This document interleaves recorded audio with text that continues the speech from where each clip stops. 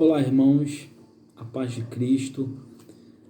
A pedido do nosso pastor, nós vamos iniciar a lição de número 9 da nossa EBD.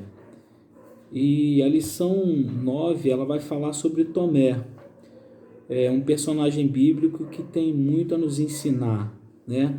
Muitos de nós, ou muitos pregadores, quando pregam sobre Tomé, ou falam alguma coisa sobre a vida de Tomé, sempre olha Tomé de uma maneira pejorativa, de uma maneira negativa. Mas lendo a revista, estudando um pouquinho sobre a vida de Tomé, eu vejo que todos nós temos um pouco de Tomé dentro de si. Porque quem é que nunca teve dúvida? Quem é que nunca duvidou de algo? Então nós temos muito a aprender nessa lição, né? Queria, antes de nós começarmos a entrar em si na lição, eu queria orar. Os irmãos sabem, o motivo desse vídeo é por conta dessa situação que nós estamos vivendo, de coronavírus, de toda essa orientação do nosso governo, e nós como igreja precisamos entender e sermos prudentes. Então eu quero iniciar orando, amém? Vamos orar. Pai, nós te agradecemos nessa noite por estarmos vivos e diante de Ti. Senhor, eu quero entregar nas Tuas mãos as nossas vidas. Estamos vivendo tempos tão difíceis, Senhor, mas eu acredito que há um propósito, um despertar no meio da Sua igreja, para que nós possamos enxergar as coisas da maneira que realmente são. Senhor, quem sabe nós como igreja temos andado de maneira meio que alheio e indiferente às coisas que têm acontecido no mundo. Senhor, o Senhor tem nos ensinado acerca da Tua palavra, que todas as vezes que a Tua igreja passa por momentos turbulentos, de perseguição e de luta, a Tua igreja cresce e ela é peneirada, Senhor. E ela é, de fato, de verdade, preparada para um tempo que o Senhor tem chamado. Então eu quero te pedir perdão pelos nossos pecados, quero te pedir, Senhor, perdão pela nossa indiferença. Ô Senhor, num momento desse de crise, é um momento que parece que a gente se desperta para orar, mas nós sabemos que desde os 2000 anos atrás que o Senhor formou a sua igreja, o Senhor espera que nós sejamos uma igreja intercessora, não só nos momentos de crise. Então eu quero te pedir misericórdia, Senhor, pela igreja brasileira, a qual eu faço parte, a qual eu sou igreja brasileira, Senhor. Tem misericórdia de mim, tem misericórdia de nós. Senhor, que não seja necessário um tempo de calamidade como esse, para que nós possamos nos despertar para orar pela salvação do mundo, pela salvação do perdido. Mas se nós estamos vivendo isso hoje, Senhor, amém, que seja assim então.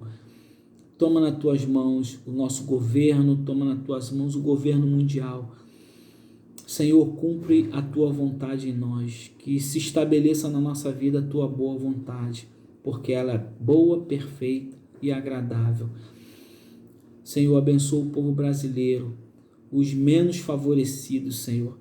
Em nome de Jesus, Deus, que essa epidemia, que essa pandemia seja debelada, ela venha ter fim, Senhor, para que a nossa nação siga, para que a Tua igreja, Senhor, volte a se reunir e participar, Senhor, da comunhão, participar da comunhão do abraço, do beijo, para que nós possamos viver, Senhor, ó Deus, na comunhão.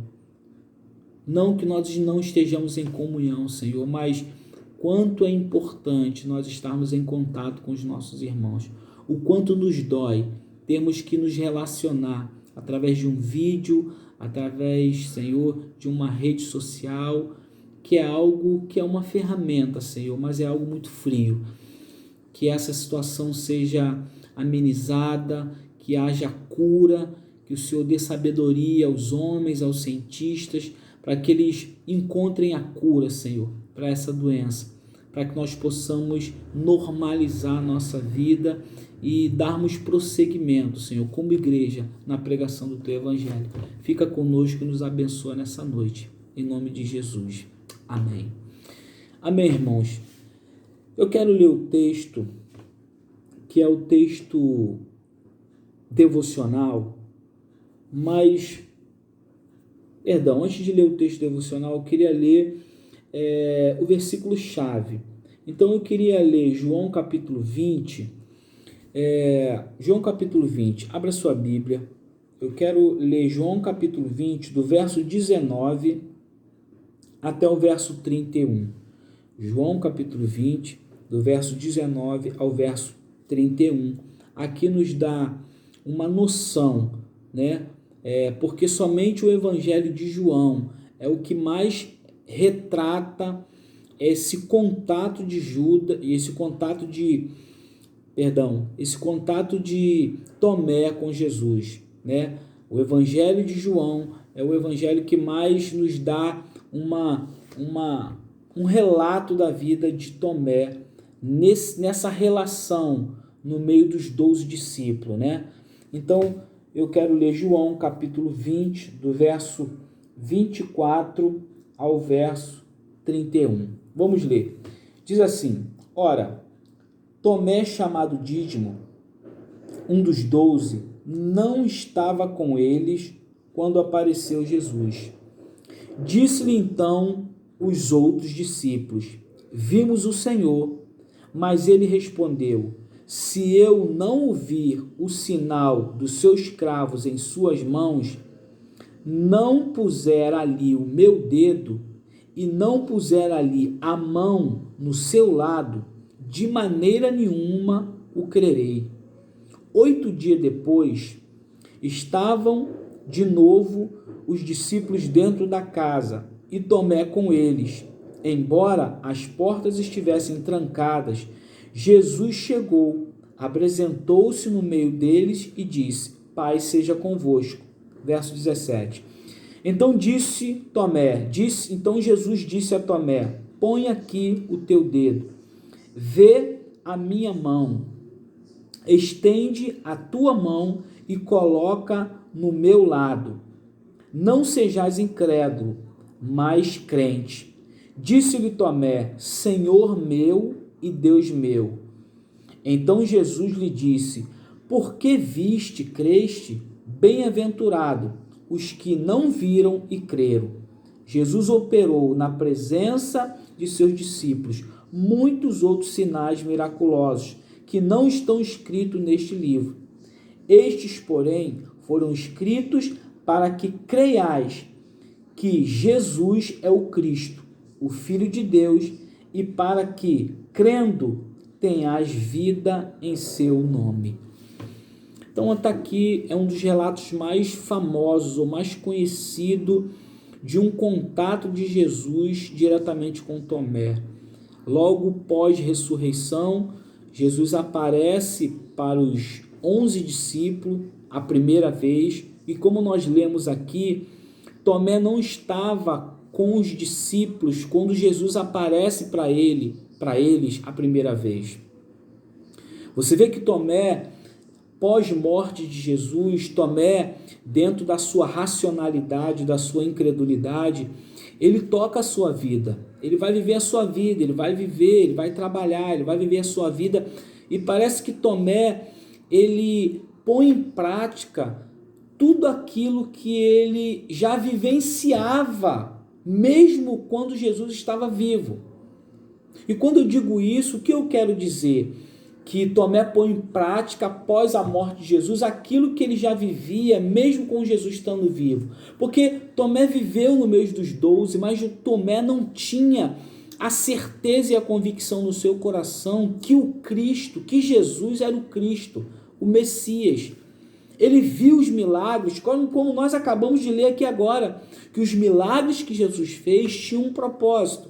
E o propósito dos milagres de Jesus não era tão somente um fim em si mesmo. Jesus não curava somente para que as pessoas ficassem sãs. Sim, não só isso, mas o objetivo dos milagres era provar para a nação de Israel, naquele tempo, que Jesus era o Messias prometido na lei de Moisés.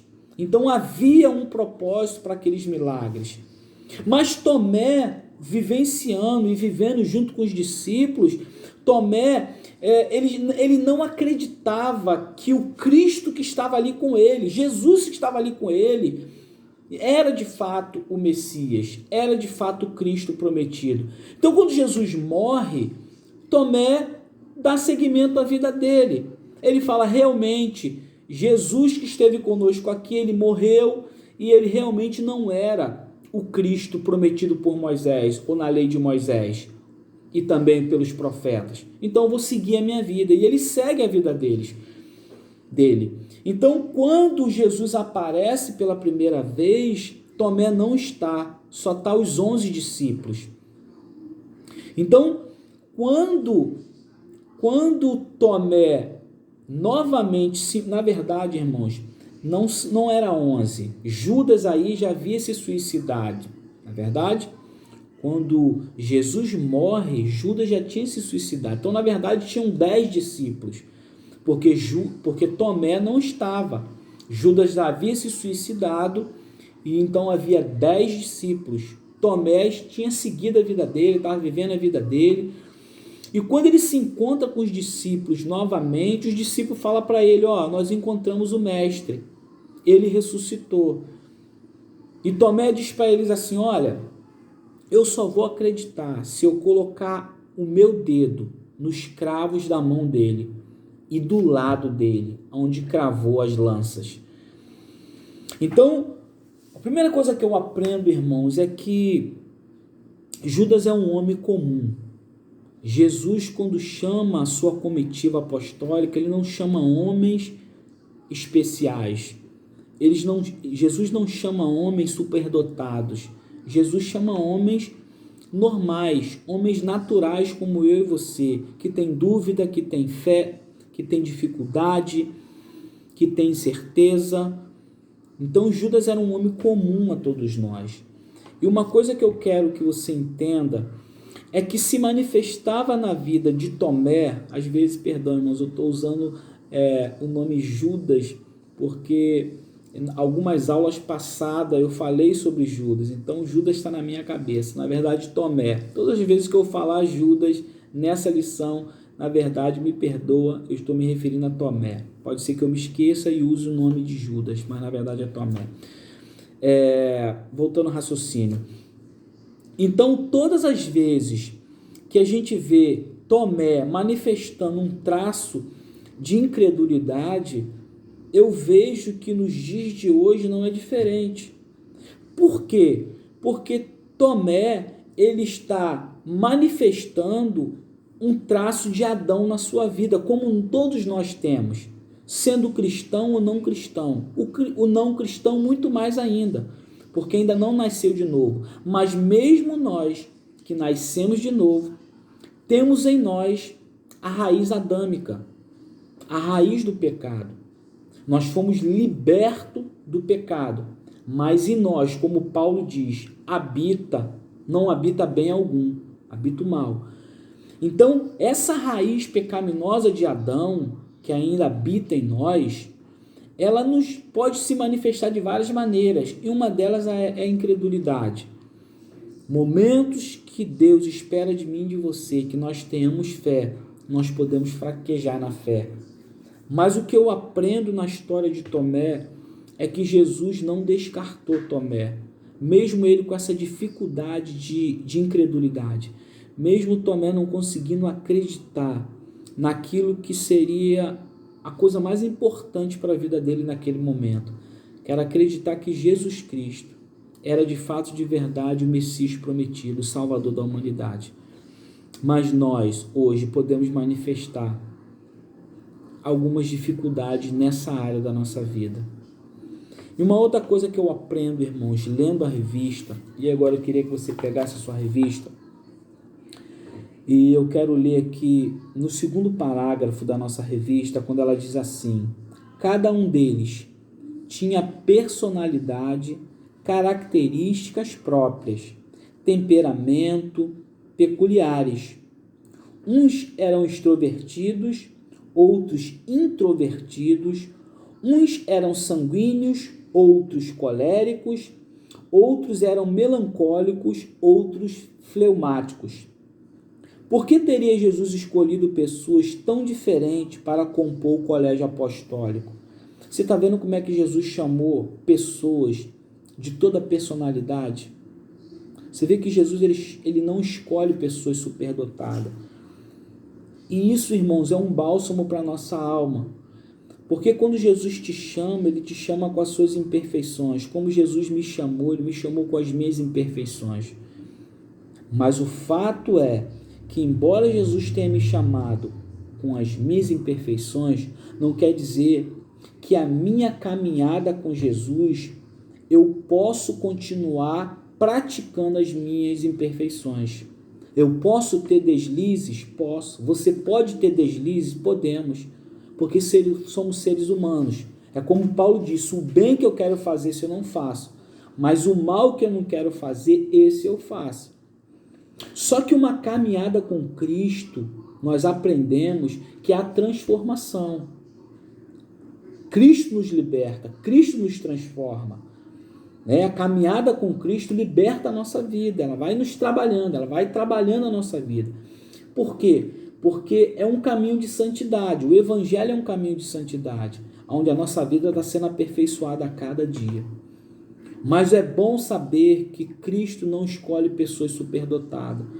E se o diabo está tentando soprar no teu ouvido ou no teu coração que você não merece caminhar com Cristo porque você cometeu esse ou aquele pecado, eu quero te dizer nessa noite, através dessa primeira parte da lição sobre a vida de Tomé, é que Deus te ama, que Deus não desistiu de você como não desistiu de Tomé. Assim como Jesus não desistiu de Tomé, Jesus não desiste de nós. Você vê que Jesus já havia aparecido para os discípulos a primeira vez e Tomé não estava presente. Mas Jesus insiste uma segunda vez. Ou seja, Jesus ele visita os discípulos uma segunda vez e, creio eu, para atingir o coração de Tomé. Porque no texto que nós lemos agora, você vê que quando Jesus ele aparece dentro da casa onde eles estão escondidos, e o texto que nós lemos vai dizer que a porta estava trancada. E por que Jesus fez isso? Porque Jesus já estava com seu corpo glorificado. A matéria não conseguia mais parar Jesus, porque o corpo dele está glorificado. Então ele atravessa a porta. E para quem Jesus se dirige primeiro? Quando ele entra na casa que está trancada pela segunda vez, ele vai direto a Tomé.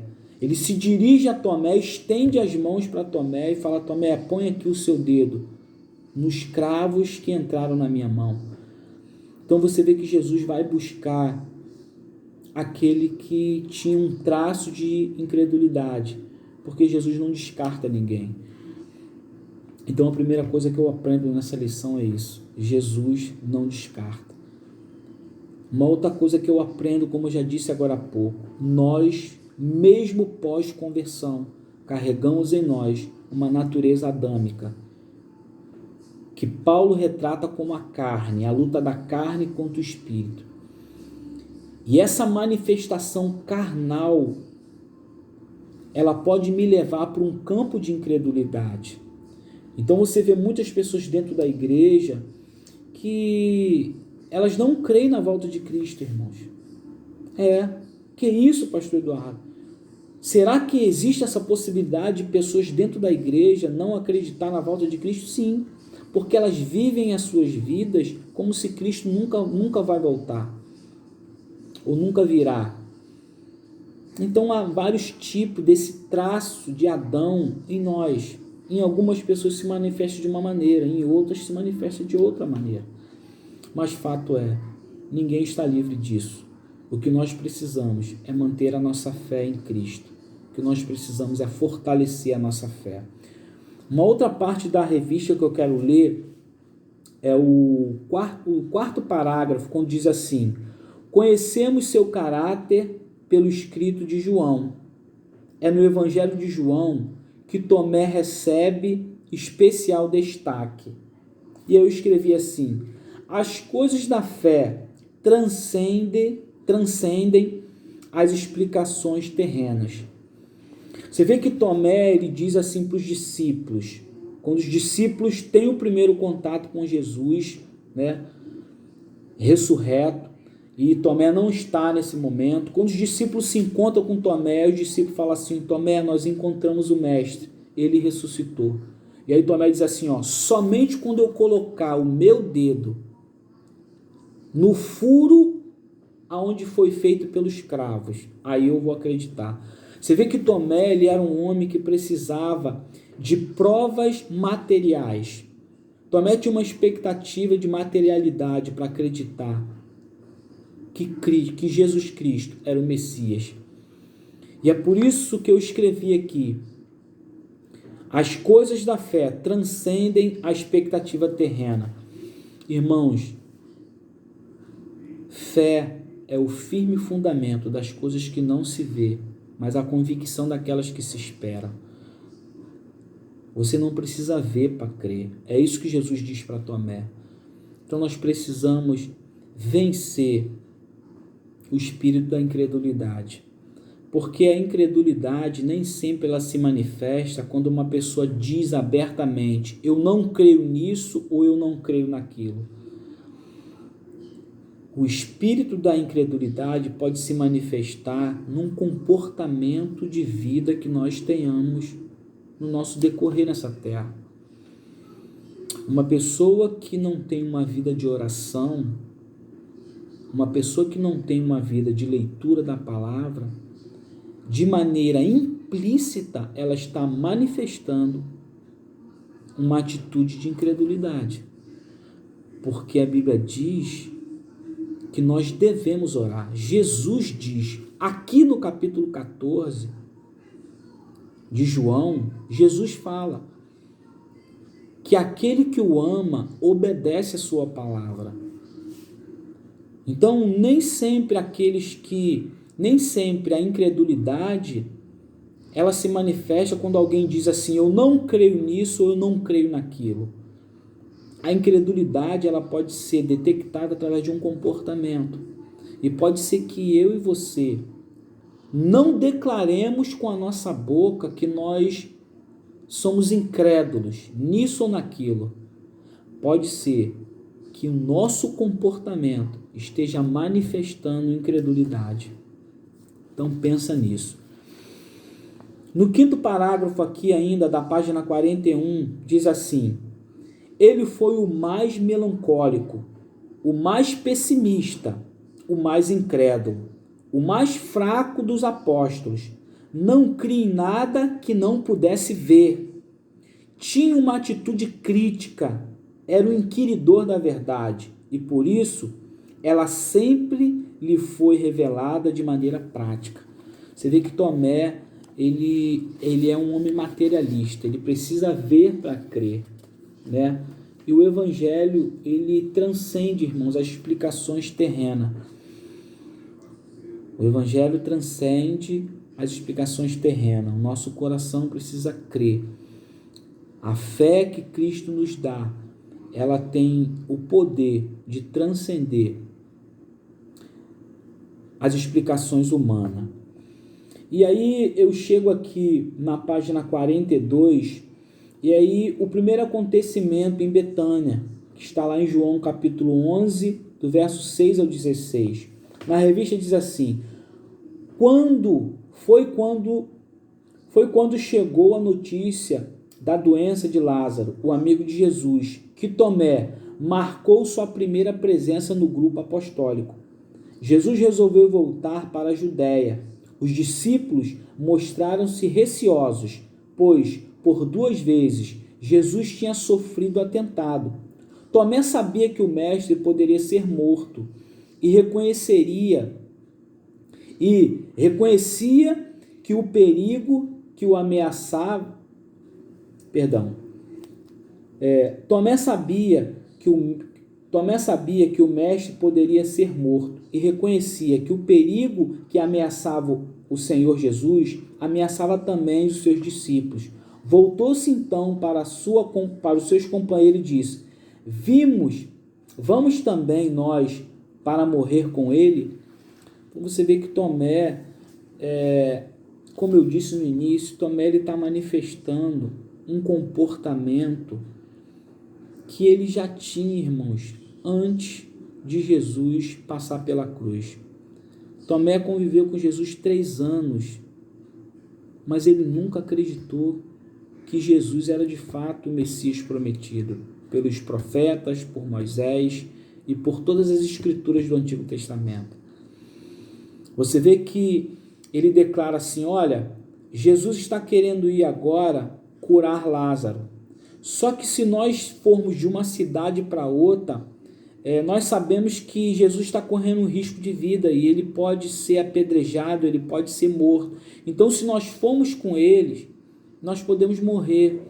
Então, você vê que Tomé não está disposto a seguir Jesus. Tomé, ele só segue Jesus na sua conveniência. Tomé só segue a Jesus quando está tudo bem. Eu acredito que Tomé estava junto com Jesus na multiplicação dos pães, porque ali era um momento propício, ali era um momento conveniente. Mas no momento de perigo, no momento de morte, no momento de crise, no momento de aperto, não era para Tomé viável seguir a Jesus.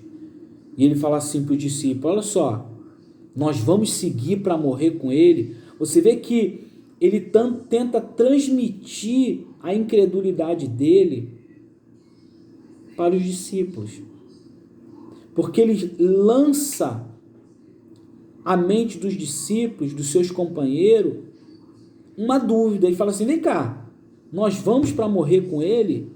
Ou seja, será que vale a pena seguir ele? Será que vale a pena seguir ele? E eu te pergunto, meu irmão e minha irmã, quantas pessoas hoje não têm seguido a Jesus pela conveniência? Quantas pessoas estão buscando Jesus para que Jesus supra tão somente as suas necessidades terrenas? Porque quando Jesus pede a fidelidade, quando Jesus pede a obediência, essa ninguém quer. Muitas pessoas querem andar com Jesus pela conveniência. Então, uma outra coisa que eu aprendo na vida de Tomé, eu preciso tomar esse exemplo para a minha vida e não ter um comportamento como o de Tomé. Seguir a Jesus por causa das conveniências, não. Eu preciso crer que o meu Jesus, nos momentos bons, mas também nos momentos ruins, ele é comigo. E eu preciso amá-lo pela fé que ele me deu em todas as circunstâncias. Irmãos, nós vamos fechar por aqui essa primeira parte da lição. Se Deus assim nos permitir, ou quem sabe, com as nossas orações, com a oração da igreja, esse vírus, essa pandemia seja amenizada, seja debelada, e quem sabe na semana que vem nós conseguimos estar juntos, quem sabe nós possamos nos reunir como igreja, e nós possamos compartilhar do restante dessa aula juntos, no afeto da comunhão, juntos em Cristo. Vamos aguardar. Nossa posição é essa: orarmos e clamarmos ao nosso Senhor, para que, mesmo nesse momento de caos, nós como igreja sejamos relevantes nessa terra para a salvação dos perdidos. Que Deus te abençoe, que Deus te dê uma noite tranquila de sono e que nós possamos aprender com a vida de Judas o quanto nós precisamos ter fé nos momentos bons e nos momentos difíceis. E esse momento que nós estamos vivendo é um momento difícil, é um momento de calamidade, é um momento que nós precisamos ter fé e orar e acreditar que o nosso Deus está cuidando de nós, está cuidando da nossa casa, está cuidando da nossa família, está cuidando dos nossos filhos. E é nessa fé e é com essa palavra que eu quero despedir de você, meu irmão. Saudade, um beijo no teu coração, saudade daquele momento da nossa comunhão, nos nossos cultos, mas eu creio que o nosso Deus há de nos abençoar para que possamos estar juntos. Que Deus te abençoe, em nome de Jesus.